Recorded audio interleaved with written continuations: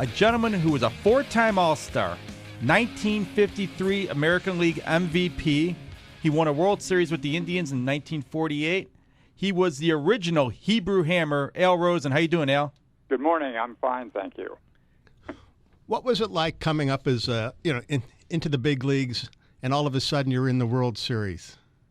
Well, it's sort of a dream come true. You do that as a kid. You grow up on the sandlots, and you dream about playing in the big leagues someday. And when it finally comes to fruition, you're overwhelmed and overawed by the people you're surrounded by, and the stars and the glitter.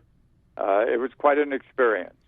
I mean, you go right from the war to leading the American League in home runs as a rookie. I mean, you don't see that type of thing. I mean, usually it takes a little while to get adjusted, a couple of years. Well, actually, I did. I got out in 1946 and played at Pittsfield, Massachusetts, in a Class C league. From there, I went to Double-A Oklahoma City in the Texas League. I stayed with the Indians for a while and then was optioned out to Kansas City.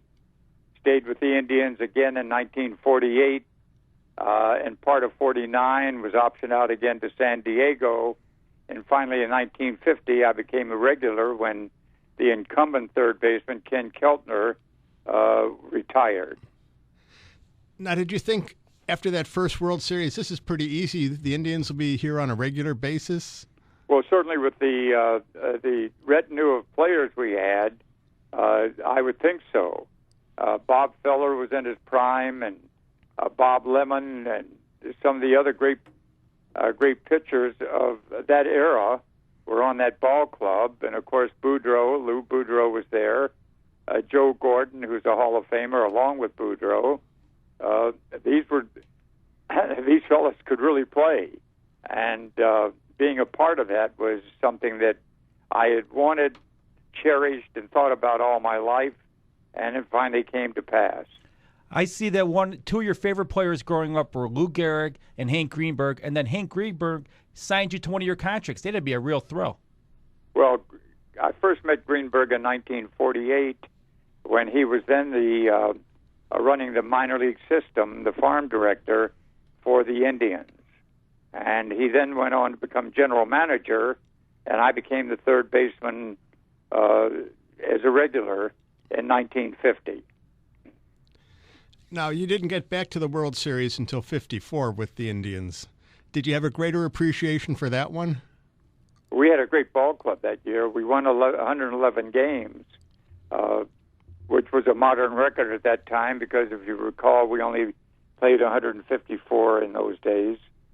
And, it was a long time coming. We were always the bridesmaid, never the bride, running second to the Yankees through the first few years of my major league career. But finally in 54, we broke through, and unfortunately it wasn't a happy ending because the Giants beat us in 4 straight.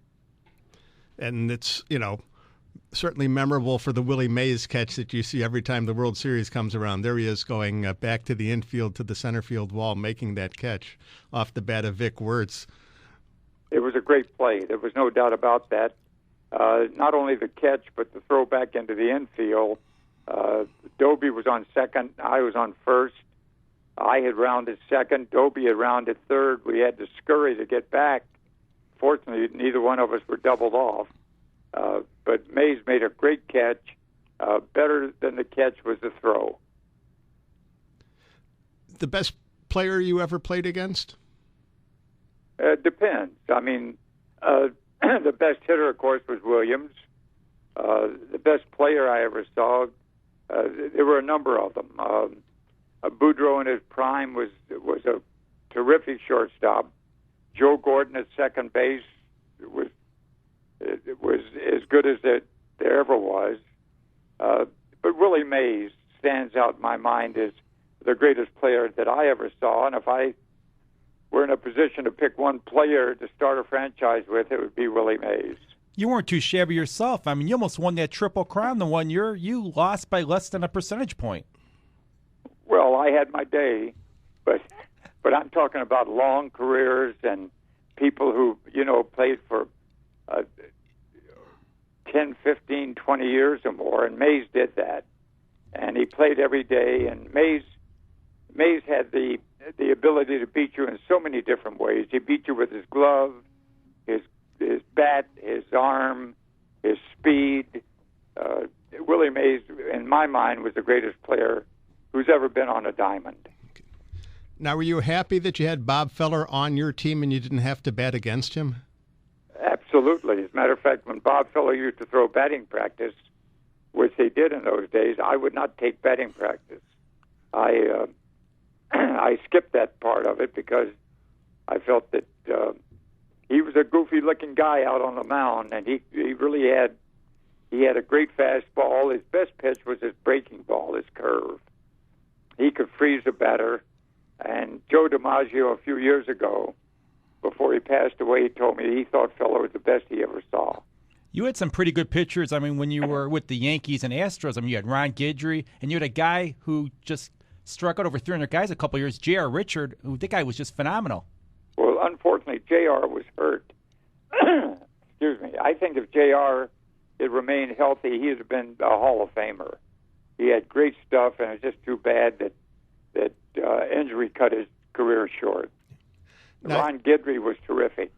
He had that great year for the Yankees in '78. He was 25-3, and nobody ever had a better year. Now, the transition from player to front office, what was that like for you? Well, a step up, I guess. So I was at that point. You know, instead of complaining, you're listening to all the players complain. But I enjoyed unfortunately, my playing career was cut short by injuries, and I never got to fulfill my dream of being a Hall of Famer. But going into the front office extended my baseball career. I met a lot of wonderful people, wonderful players. I enjoyed every minute of it. Even being the president of the New York Yankees with the Bronx Zoo? Well, that had its ups and downs. I mean, George Steinbrenner and I were very good friends. We remained friends until his passing. He was a very difficult guy to work for. I preferred being his friend rather than working for him. Could you be both? I don't think so. At least I couldn't. What about Billy Martin? We don't go there. You were with the Giants as a GM with their famous World Series in '89 with that earthquake. What was that like? Well, it's scary. You know, you finally get to the World Series, and you're excited and looking forward to the series, and all of a sudden you hear this rumble, and you realize you're in the middle of an earthquake. Fortunately, there was no damage to the people in the stands. And my guess is that if there hadn't been an earthquake or in a World Series, if there hadn't been a World Series, that earthquake would have done much more damage in the loss of lives and injuries and things of that nature. Because while we had a rumble in the stadium, we didn't have any injuries, and nothing bad, really bad, happened on the field that day. Now, do you ever say to yourself, you know, if I'd had another 4 or 5 years, I might have ended up in Cooperstown? Oh, you dream about things. You know, we all have fantasies. I have mine. I guess everybody has theirs. I think that I do believe that if I completed a career of 12 to 15 years, I would have put up the kind of numbers that at least would give me recognition with the possibility of getting into the Hall. What do you think what's going on with the Dodgers right now with that whole ownership situation, the bankruptcy? It's a mess. It's a total mess. Both sides have their talking points. I believe that the franchise would be better off in the hands of somebody else. Not a simple process, though. No. You know, McCourt's going to fight that as much as he can, and I would just assume. Well, understandably so. You know, right. It's being a major league owner and being able to afford a major league team is sort of the icing on the cake for someone who's made their money elsewhere. They're talking about Steve Garvey and Oral Hershiser putting a group together and trying to buy the Dodgers. Do you think that would be a good idea? I have no thoughts about that. What about the Chicago Cubs situation? Unfortunately, that seems to get worse, not better. I can't understand that. It's just a real enigma, and the Cub fans are long suffering. I hope someday they pull it all together and get a World Series in that town. Okay. So as someone who's born on February 29th, does this mean you're about 22 years old? I feel 87. So when do you celebrate? We normally celebrate the 29th every 4 years. The cake gets bigger. But now you're legal to drink now, right? Well, if I drank, I think I would be. If you were GM of the Cubs, what would you do to fix the situation? Oh, I can't go there because I don't know the situation, and I've tried never to be a second guesser in my entire life, and so I don't intend to start now. But having been a general manager, you've been second guessed. What was your most challenging season? As a general, I think the Yankees in '78. Our pitching staff went down. We relied on. It was a blood and guts season. Finally, when we made the managerial change in July and brought Bob Lemon in, he settled things down. The pitchers got healthy again. The team went on a winning streak, and the Bucky Dent home run to put us into the series was the climax. Winning against the Dodgers in 6 games was the icing on the cake. It was a great year.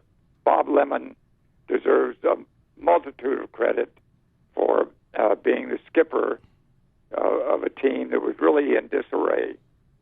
But he brought it all together, and the rest is history. I'll tell you one thing you need to do. You played. You were president, general manager.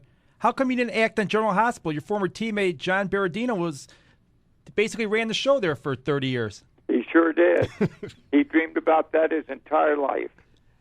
When I played with him back in 47, 48, and 49, that's all he wanted to do was go to Hollywood and be an actor. And he was a good one. He did a great job on that show. Better actor than ball player. Not a bad ball player. Just didn't get a chance.